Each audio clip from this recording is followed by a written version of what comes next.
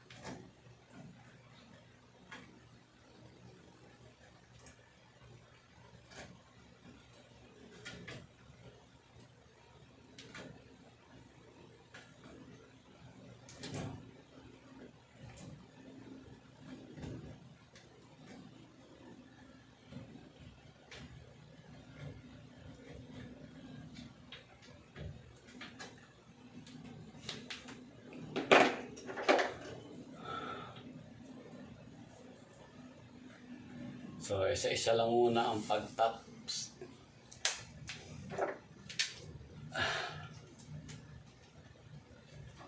Ayan.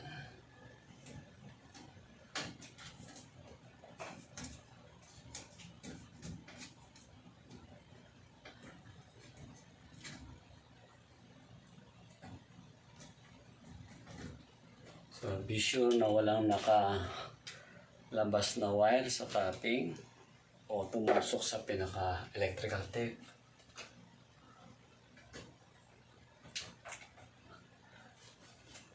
Yan natin ang plier.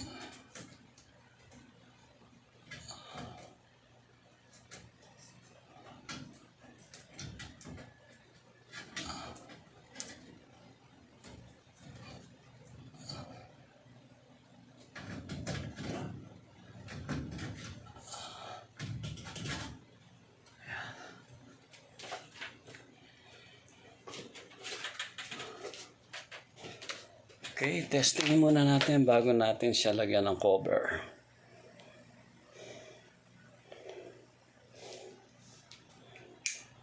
Ayun. Ilaw na. Palitan natin tong emergency light. Ayun.